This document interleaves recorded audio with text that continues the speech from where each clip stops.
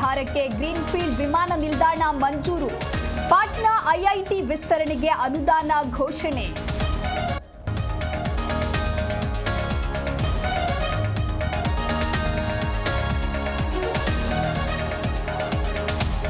ಅಂಡಮಾನ್ ನಿಕೋಬಾರ್ನಲ್ಲಿ ಮೀನುಗಾರಿಕೆಗೆ ಒತ್ತು. ಹೆಚ್ಚು ಬೇಡಿಕೆ ಇರುವ ತಾವರೆ ಬೀಜ ಬೆಳೆಗೆ ಉತ್ತೇಜನ.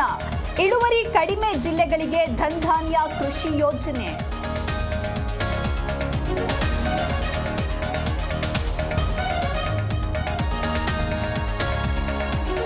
ಸ್ಟಾರ್ಟ್ಅಪ್ಗಳಿಗೆ ಕೇಂದ್ರ ಬಜೆಟ್ನಲ್ಲಿ ಗುಡ್ ನ್ಯೂಸ್. ಆತ್ಮನಿರ್ಭರ್ ಯೋಜನೆಯಡಿ ಕಡಿಮೆ ಬಡ್ಡಿ ಸಾಲ.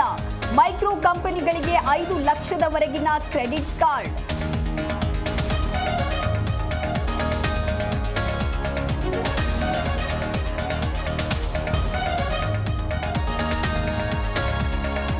ಮೊಬೈಲ್ ಎಲೆಕ್ಟ್ರಿಕ್ ವಾಹನ, ಎಲ್ಇಡಿ ಟಿವಿ ಅಗ್ಗ.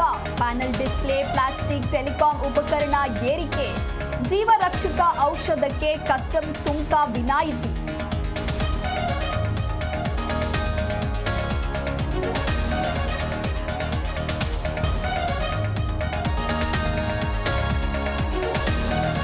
ಕೇವಲ 6 ವಲಯಗಳಿಗೆ ಆದ್ಯತೆ. ಟೂರಿಸಂ, ಕುಡಿಯುವ ನೀರು, ಗ್ರಾಮೀಣ ನೈರ್ಮಲ್ಯಕ್ಕೆ ಒತ್ತು.